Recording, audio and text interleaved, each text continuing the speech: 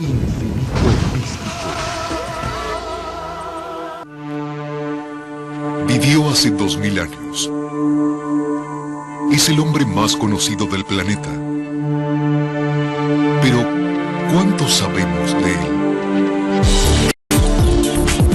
En el ciclo Misterios de la Fe, los misterios de Jesús. Un recorrido por los hechos históricos que trata de develar quién fue este hombre. Estreno, el sábado 23 a las 10 p.m. por Infinito.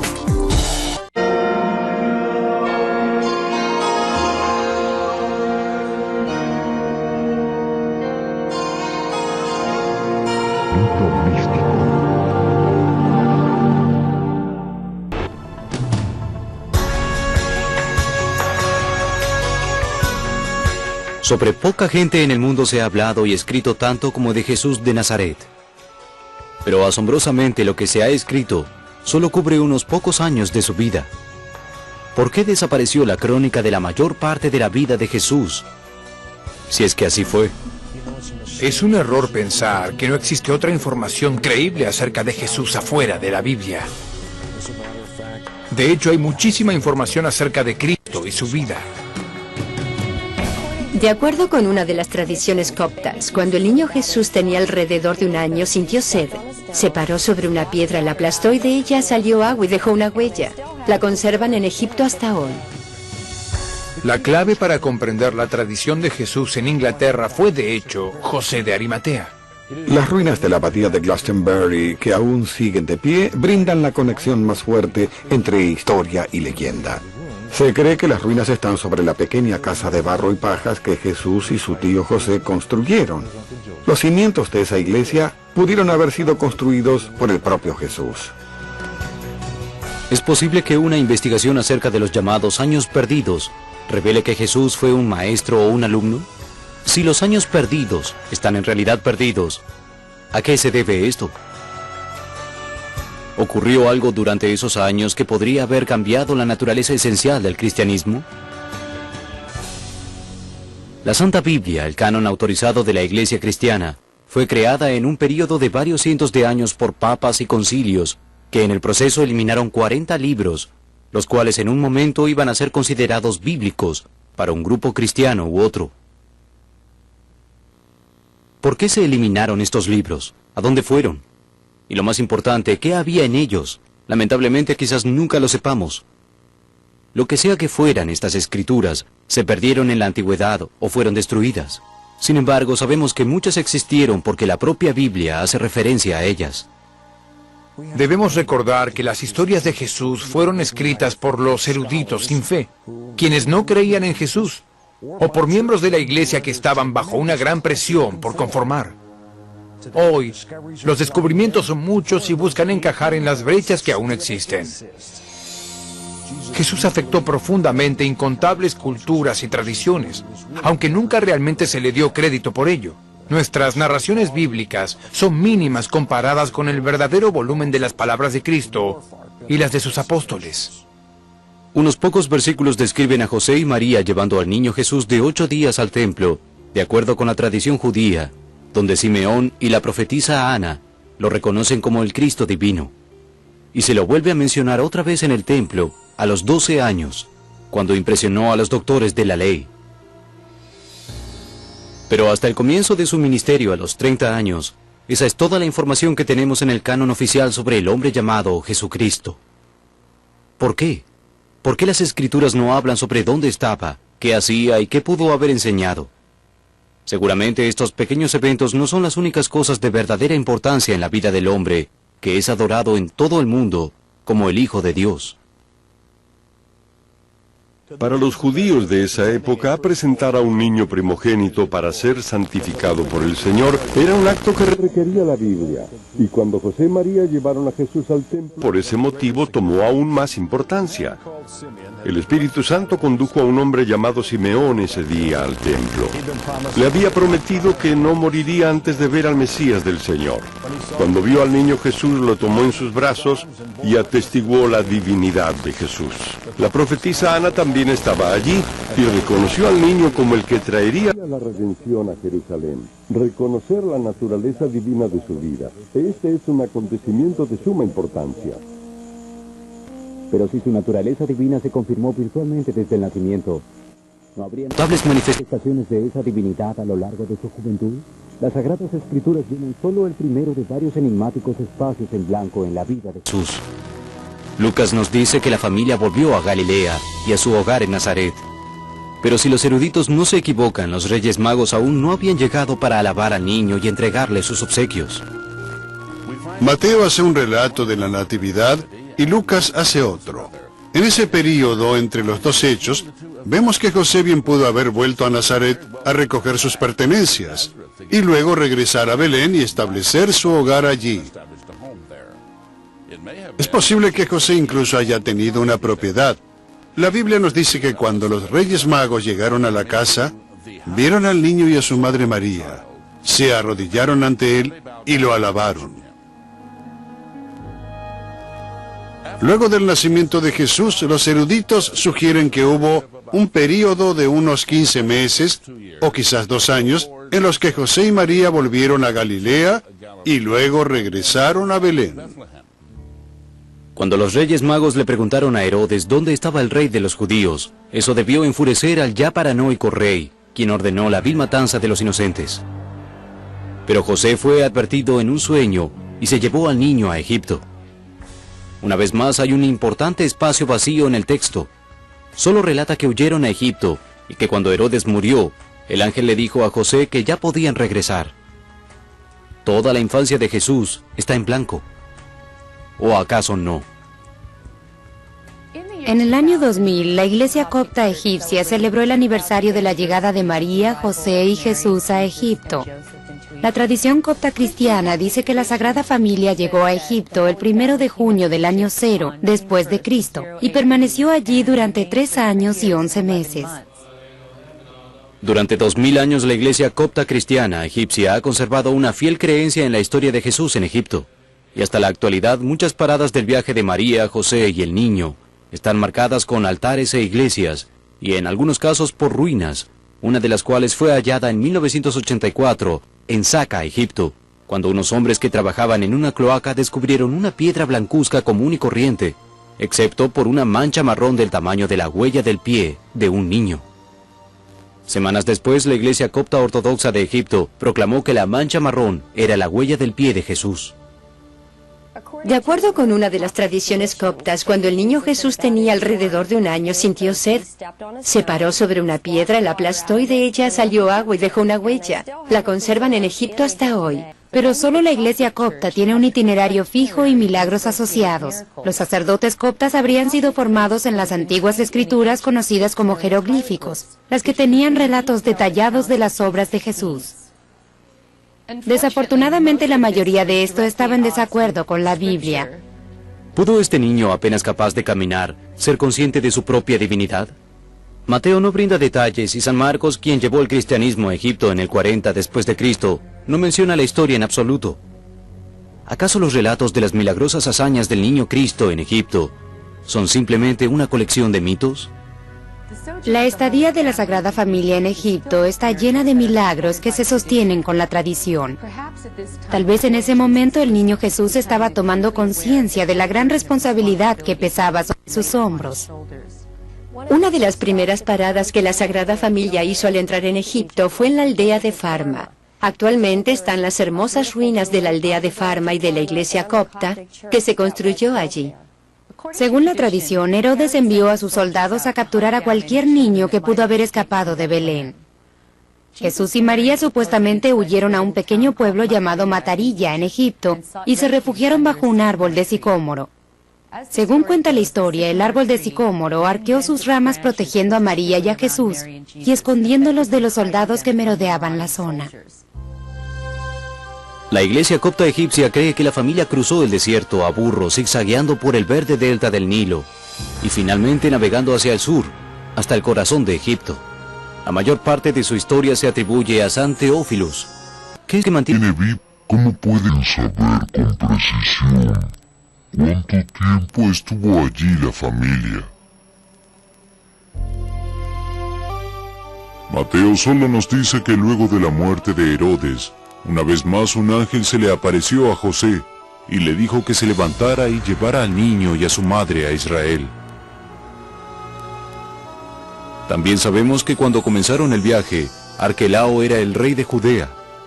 Pero además de la tradición copta, ¿hay alguna forma de saber qué estaba haciendo la Sagrada Familia?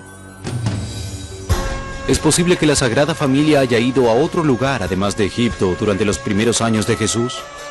¿Hay algo en la isla de Quircos, en Etiopía, que nos ayude a descubrir los secretos de su infancia perdida? ¿Puede ser que el joven Jesús de Nazaret era un niño malhumorado que daba severas advertencias y castigos a los que lo molestaban? ¿Existe algún respaldo confiable para las escrituras antiguas recientemente descubiertas que sacan a la luz tales historias? Ninguno de los escribas del Evangelio parece preocuparse demasiado por los lapsos de tiempo o el orden cronológico en sus escrituras sobre la vida de Jesús. Semanas, meses, inclusive años pueden evaporarse de un versículo al otro. Esto sin duda tuvo perfecto sentido para Mateo, ya que termina un versículo con el regreso del niño Jesús a Galilea y comienza el próximo con el ministerio de Juan, el Bautista. Desafortunadamente podrían haber 25 años, quizás más, sin relatar, entre el último versículo del capítulo 2 y el primer versículo del capítulo 3. A una distancia de 2000 años, ¿cómo llenamos esos espacios en blanco? Es un error creer que las únicas historias sobre Cristo son las que figuran en los 4 evangelios. Hay muchos otros textos, otras escrituras que han sobrevivido hasta hoy a través de los siglos. Hay diversas categorías de escrituras sobre Jesús y más sobre sus apóstoles que sobreviven hasta nuestra era. Una de ellas fue la gran categoría llamada las escrituras apócrifas. Los libros apócrifos originalmente significaron algo demasiado secreto o sagrado para estar en manos de todos. Pero si lo vemos objetivamente, estoy seguro de que Dios no abrevió la historia de su único hijo engendrado. La propia Biblia menciona muchos otros libros que no están incluidos en el canon. Por ejemplo, en Números 21:14 se habla acerca del libro de las guerras del Señor. Tanto en Josué como en Samuel se hace referencia al libro de Jasher y en Primera de Reyes se hace referencia a los hechos de Salomón. El libro de Gad el vidente y el libro de Natán el profeta se mencionan en Primera de Crónicas, así como las profecías de Enoc y muchos otros libros. De todos ellos se hace referencia en la Biblia, pero por alguna razón no están incluidos en el canon final. Incluso hay una profecía mencionada por Mateo de que Jesús será un nazareno, pero hasta hoy el libro nunca fue descubierto y sigue intitulado. Ahora, si los escribas de la Biblia y el canon creyeron que estos libros eran importantes, ¿quiénes somos nosotros para pensar que no serían importantes contribuciones para entender la vida de Jesús? Querer llenar los espacios en blanco es un deseo natural. Supongo que a todos nos gustaría saber sobre cada día de la vida de Cristo, pero debemos hacer una distinción entre la tradición y lo bíblico. La única verdad en la que podemos confiar es lo que encontramos en las páginas de la Santa Biblia. Teniendo en mente esta distinción, es justo decir que muchas de estas tradiciones están unidas con gran devoción por las creencias cristianas que las mantienen. Pasé años investigando las tradiciones que dicen que el Arca de la Alianza está en Etiopía. Sorprendió descubrir que los sacerdotes de Etiopía mantienen la tradición de que Jesús visitó ese lugar cuando era niño.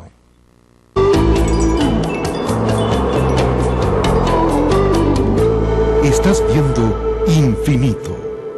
Abre tu mente.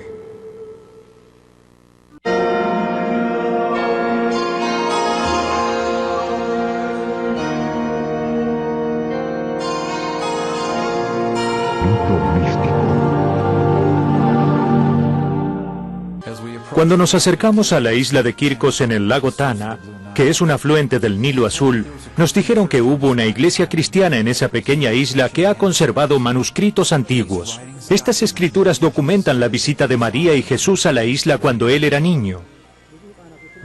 Según los sacerdotes, fueron a visitar la Sagrada Arca de la Alianza que los judíos de Etiopía han conservado en la isla durante unos 400 años. Estas tradiciones orales y escritas sobre la visita de Jesús y María han sobrevivido ya casi 2000 años. Hay un gran número de sitios venerados en esta zona. Todos tienen que ver con la época en que Jesús supuestamente estuvo en la isla. Esta vieja pintura es un registro de la iglesia sobre la visita de María y Jesús a Etiopía. La ausencia de José tanto en el cuadro como en la tradición es llamativa. Es posible que lo que estamos viendo sea un verdadero registro pictórico de cómo eran en realidad Jesús y María. Las tradiciones de Etiopía son muy claras sobre aspectos específicos de la visita de Jesús en la isla. Donde jugaba Jesús, la roca donde María se sentó, pero las tradiciones no hablan sobre la edad de Jesús en el tiempo de la visita. Tampoco mencionan la presencia de José en la isla. Esta es la primera vez que los monjes de Etiopía hablaron públicamente sobre la tradición de la visita de Jesús a la isla. Las tradiciones orales y escritas de África demostraron ser muy confiables en el pasado, y es por eso que la isla hasta el día de hoy es considerada lugar sagrado en toda Etiopía. La Biblia nos dice que cuando murió Herodes, el ángel del Señor se apareció en sueños a José, que estaba en Egipto, y le dijo: «Levántate, toma al niño y a su madre y regresa a la tierra de Israel, porque han muerto los que atentaban contra la vida del niño». Desafortunadamente, no hay un solo indicio de si el ángel le habló a José inmediatamente después de la muerte de Herodes, o si su mensaje se retrasó meses o inclusive años.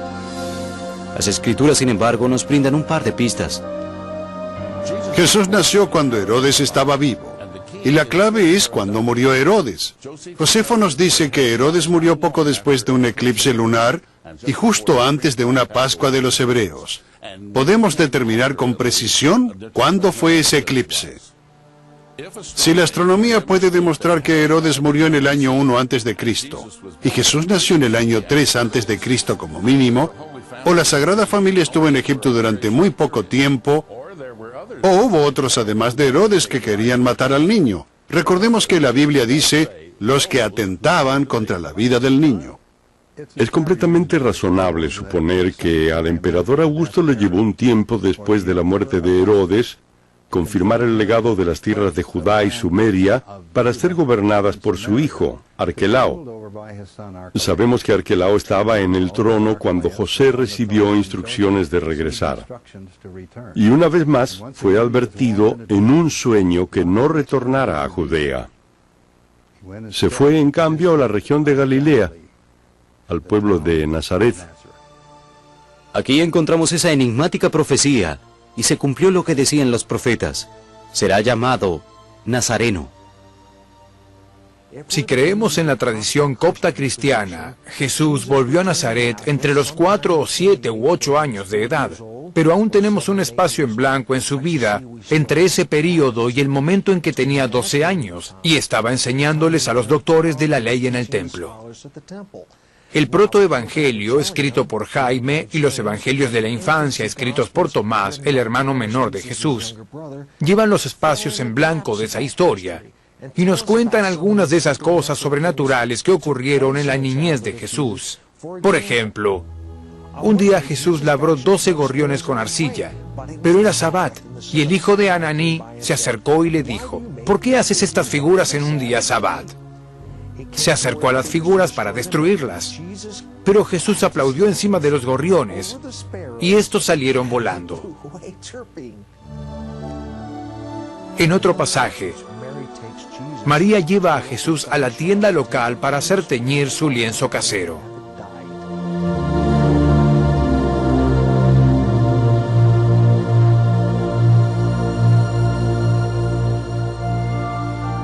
Mientras María hablaba con el dueño de la tienda, Jesús tomó todos los lienzos y los puso en la tina que contenía la tintura negra.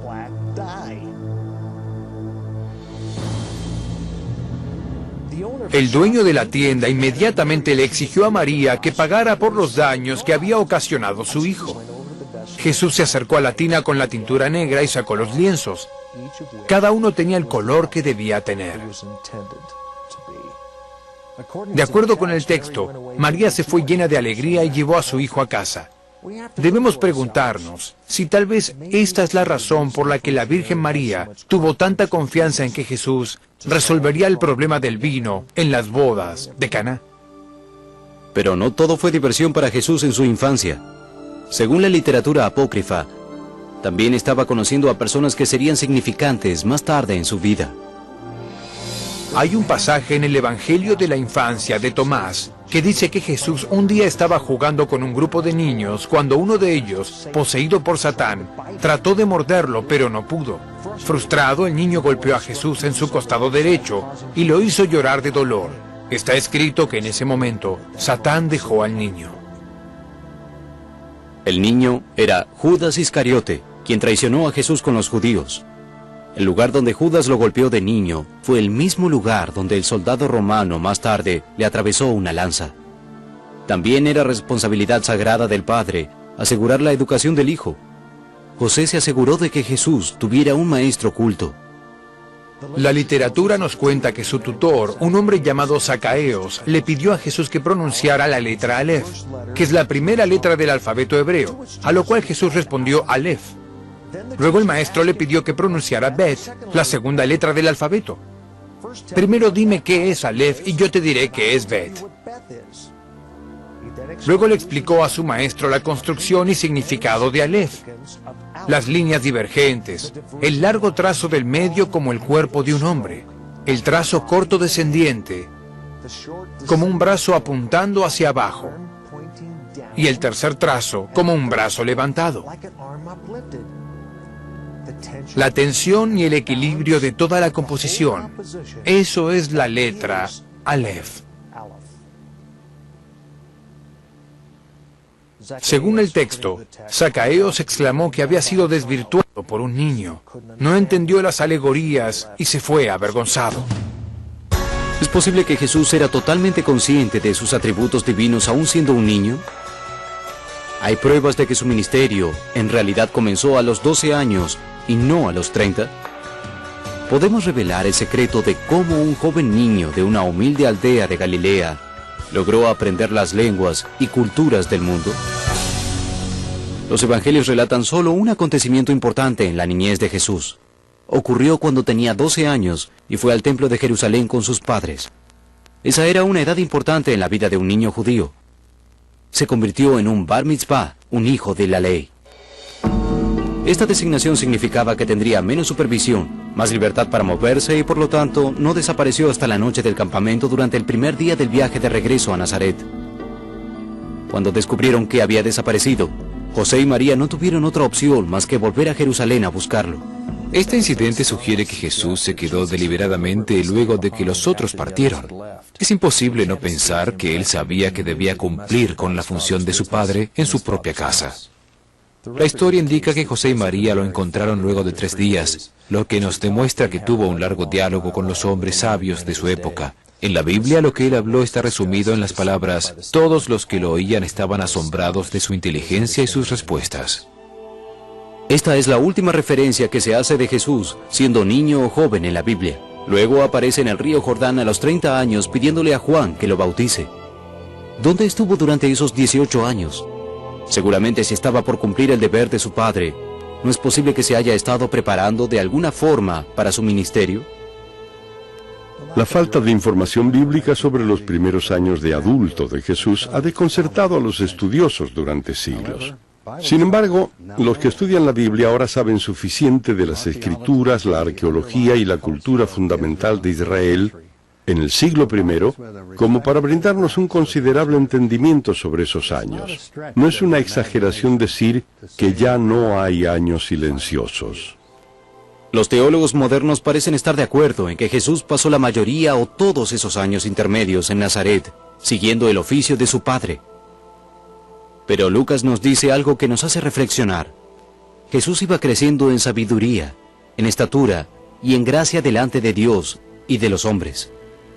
¿Qué oportunidades había para un joven carpintero de la humilde aldea de Nazaret para crecer en sabiduría o alcanzar gracia y estatura entre los hombres? Basados en datos arqueológicos e históricos recientes, muchos estudiosos cristianos ahora creen que Jesús no apareció en escena, salido de la humildad y totalmente desconocido. De hecho, muchos estudiosos bien formados creen que Jesús tenía un cierto grado de notoriedad y reconocimiento. La idea de que Jesús era un simple muchacho de pueblo chico ya no es factible. Estaba mucho más en contacto con el mundo en el que vivía y los asuntos de la época de lo que se creía tradicionalmente. Jesús no irrumpió en el terreno político y religioso de Israel siendo un adulto. Es cierto que la singular cultura y la ubicación geográfica de Nazaret fueron cruciales para su formación en los primeros años, y podemos aprender mucho de ello, pero eso es solo una descripción parcial de la vida de Jesús. Investigaciones arqueológicas que datan del año 1931 sugieren que Jesús bien pudo haber sido fruto de una sofisticada metrópolis imperial romana.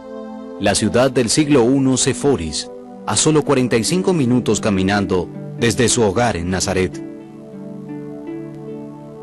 En Séforis había una sociedad heterogénea en la que el paganismo estaba cara a cara con el judaísmo tradicional y todas las tentaciones de la gran ciudad. El teatro, la casa de baños, el gimnasio estaban allí para intentar sacar a los niños de sus raíces judías tradicionales. La vocación de Jesús era de rabino, pero su oficio era de artesano. Fue un exitoso carpintero y artesano hasta el año 26 o 27. Él y José estaban entre los 10.000 artesanos que, según el historiador Josefo, fueron empleados por Herodes Antipas para realizar intensivos trabajos de construcción en Séforis. Aquí la literatura apócrifa agrega algunas ideas. Según una historia, el rey llamó a José para que construyera una silla sobre la cual él se sentaría para conducir los asuntos del Estado, es decir, un trono. Realizar ese trabajo brindaría al carpintero y a su hijo una gran importancia entre los hombres. Según la literatura apócrifa, cuando José terminó su trabajo, para su angustia, descubrió que la silla era demasiado angosta. José estaba desolado. Sabía que el rey se pondría furioso, y mucho peor, su reputación de experto carpintero y constructor quedaría totalmente destruida. Pero Jesús le dijo a José: no hay nada de qué preocuparse. Simplemente hicieron la silla del tamaño correcto. Con José de un lado y Jesús del otro, la estiraron hasta que quedó perfecta. Sin dudas, un carpintero capaz de satisfacer a un rey sería muy requerido para otros proyectos, tales como el proyecto de Séforis que se realizaba en esa época. Séforis tenía una cultura urbana magnífica, y eso pone a Jesús en un plano muy diferente a lo que la mayoría de la gente cree de él. Cuando leemos el ministerio de Jesús, vemos que es cosmopolita en naturaleza. Las metáforas comerciales en sus parábolas indican que él tenía más contacto con la vida urbana de lo que la mayoría de la gente imagina. Nuestra idea de que Jesús solo era un muchacho de pueblo ya no es válida. Hoy podemos decir que Jesús estaba mucho más al tanto de su ambiente urbano y cultural y de los acontecimientos actuales, de lo que jamás antes imaginamos. No caben dudas de que las vidas de Jesús y Herodes Antipas se cruzaron durante este importante período. Para el momento en que Jesús comenzó su ministerio como un rabino ambulante, no solo había recibido la típica enseñanza religiosa de muchos judíos de la época, sino que probablemente pasó años estudiando con uno de los más notables sabios de Galilea. ¿Nazaret estudiando con los sabios rabinos y ayudando a construir la ciudad de Séforis? ¿Dónde pudo haber estudiado? Algunos creen que fue aquí, entre los esenios de la antigua Qumran. Nuestra historia de los esenios proviene de dos fuentes distintas. Los historiadores, por un lado, como Plinio el Viejo, Filón de Alejandría y el apologista romano Flavio Josefo. Y luego tenemos los textos antiguos que sobrevivieron hasta hoy, como los manuscritos del Mar Muerto. Sin embargo, ubicar a Jesús entre los esenios es un poco más difícil. Según Filón, los esenios eran vegetarianos. Sin embargo, Jesús perdonaba la práctica de comer carne.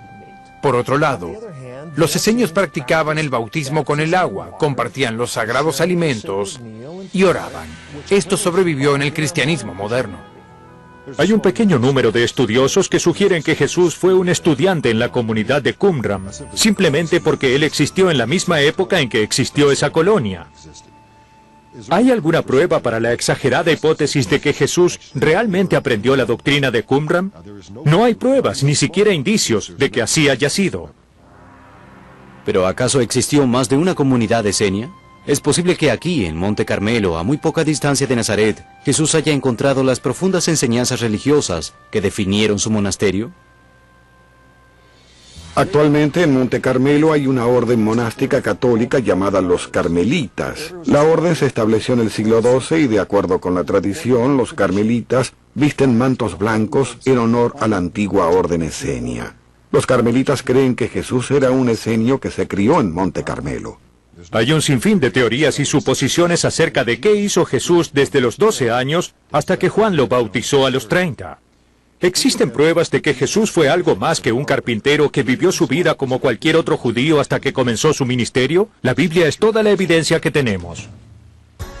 La Biblia realmente no habla acerca de las actividades específicas de Jesús durante esos 18 años. Sin embargo, hay tradiciones, muchas de ellas muy antiguas, las cuales unidas a la afirmación de Lucas, iba creciendo en sabiduría, en estatura y en gracia delante de Dios y de los hombres.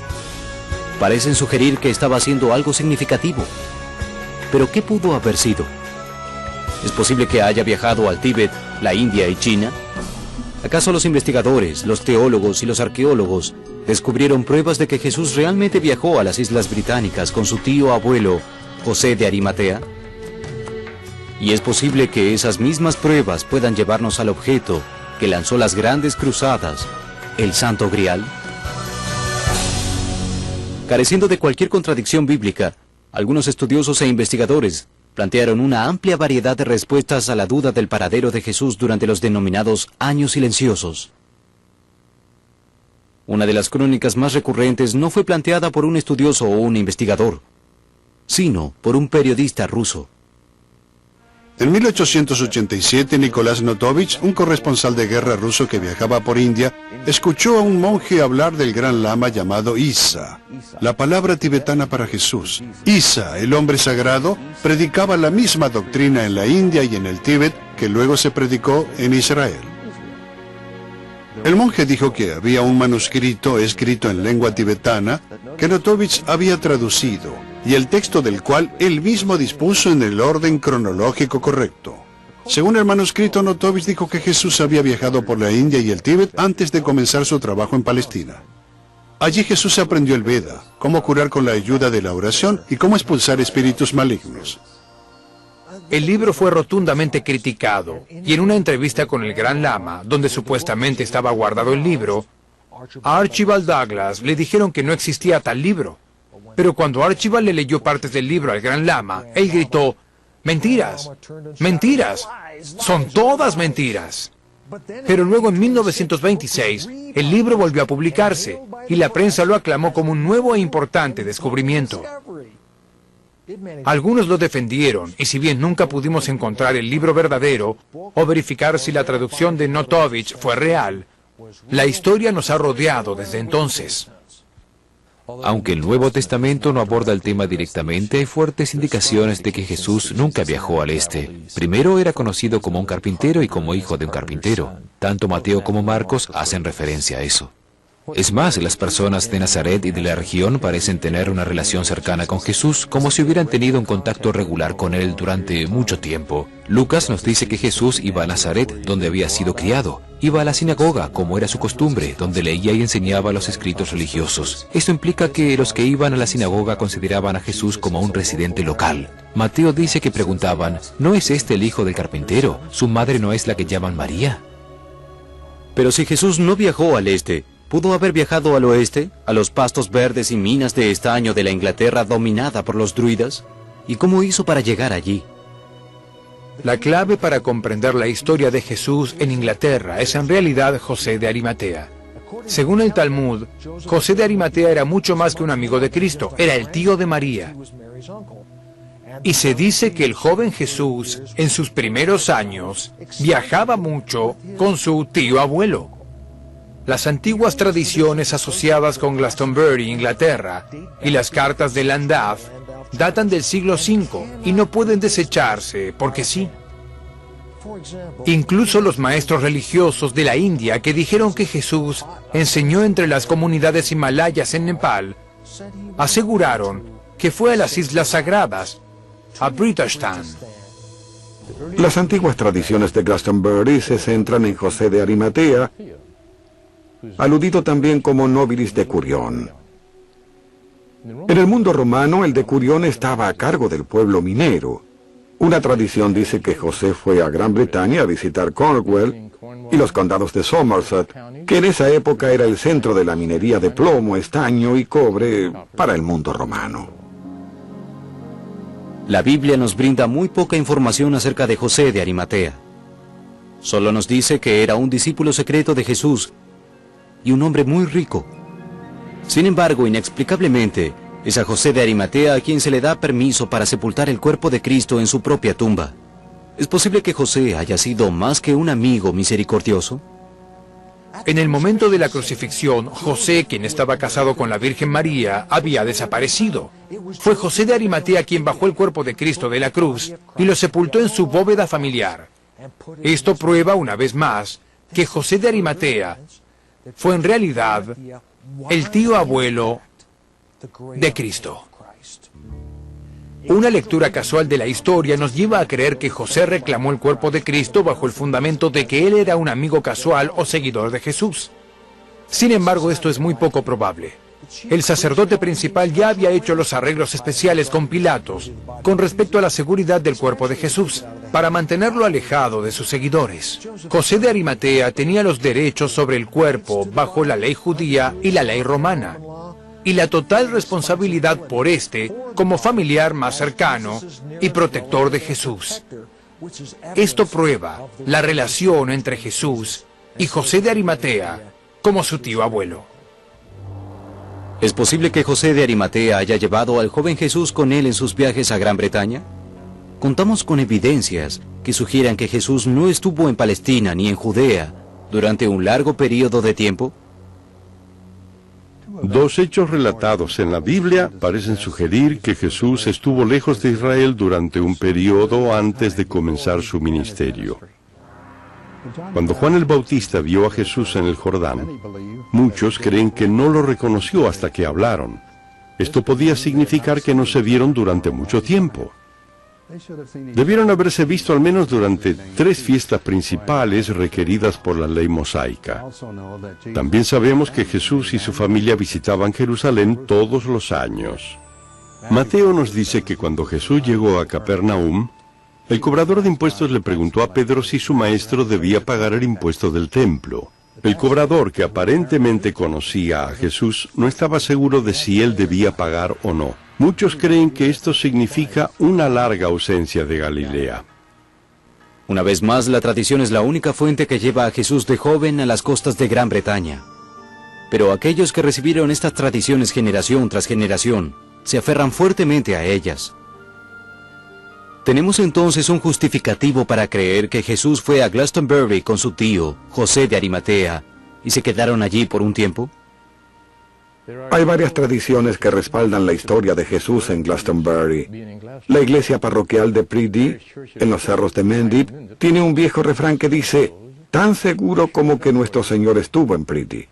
Y los niños de Priddy cantan una canción que dice, José estaba en el comercio del estaño, y sigue contando su llegada en una barca. En la iglesia parroquial de Priddy, no muy lejos de Glastonbury, hay una imagen que muestra a Cristo de niño en una barca con su tío, llegando a Glastonbury. Las ruinas de la abadía de Glastonbury, que aún siguen de pie, brindan la conexión más fuerte entre la historia y la leyenda. Se cree que las ruinas están sobre la pequeña casa de barro y pajas que Jesús y su tío José construyeron. Durante siglos fue considerado un lugar sagrado y una incontable cantidad de personas visitó Glastonbury. Originalmente conocida como la isla de Avalon, debido al extenso pantano que rodeaba los cerros, la historia de Glastonbury se remonta a la época del rey Arturo. De hecho, poco se duda de que la abadía de Glastonbury sea la construcción religiosa más antigua de las Islas Británicas. ¿Pero acaso eso constituye una evidencia histórica de que Jesús estuvo allí?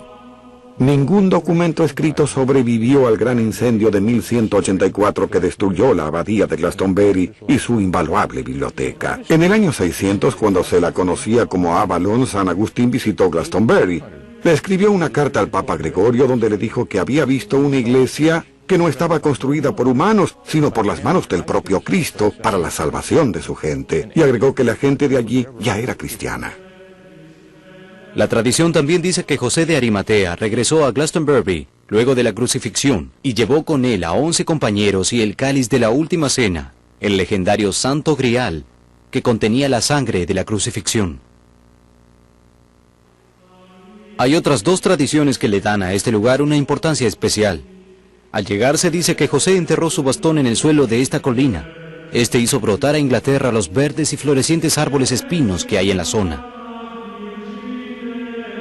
Se dice que este desciende del árbol original.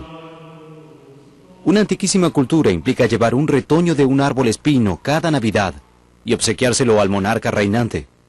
La reina Isabel II es ahora quien recibe esta antigua cultura.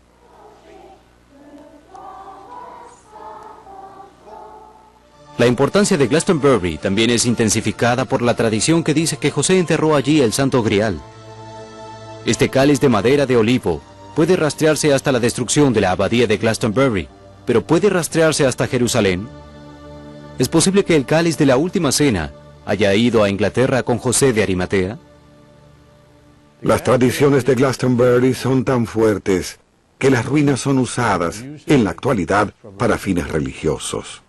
Aquí en las ruinas de la Capilla de María, donde se cree que yacía la iglesia de barro que el propio Jesús construyó, se lleva a cabo una ceremonia anual de consagración a Cristo. Esta es la iglesia cuyos propios cimientos pudieron haber sido colocados por Cristo. Teólogos y estudiosos por igual durante años han menospreciado la leyenda y la tradición, pero al menos uno de los primeros historiadores y filósofos de la iglesia, San Agustín, parece haber dado a estas historias algún crédito. En una carta al Papa Gregorio, escrita alrededor del año 600 después de Cristo, dijo: En los confines occidentales de Gran Bretaña hay una cierta isla real de gran extensión, rodeada de agua y rica en todas las bellezas de la naturaleza y necesidades de la vida. En ella los primeros neófitos de la ley católica fundaron una iglesia que no fue construida por la habilidad humana, sino por las manos del propio Cristo. ¿Acaso Jesús de joven dejó Tierra Santa y viajó a lugares remotos del mundo? ¿Puede ser que José de Arimatea haya llevado a María y al Santo Grial a Inglaterra luego de la crucifixión? ¿Es posible que Jesús realmente haya estado en Priddy? Muchas de las tradiciones parecen contradecir directamente a la Biblia, pero hay algunas que nos hacen vacilar. Por ejemplo, ¿qué es lo que convenció a San Agustín de que Jesús realmente estuvo en la isla de Avalon? Investigadores, científicos, arqueólogos y teólogos siguen buscando vigorosamente las respuestas a todas estas preguntas. Y quizás algún día, un nuevo descubrimiento saldrá a la luz y nos brinde otra breve visión de esta extraordinaria vida. Pero al menos por ahora, los años perdidos de Jesús continúan perdidos.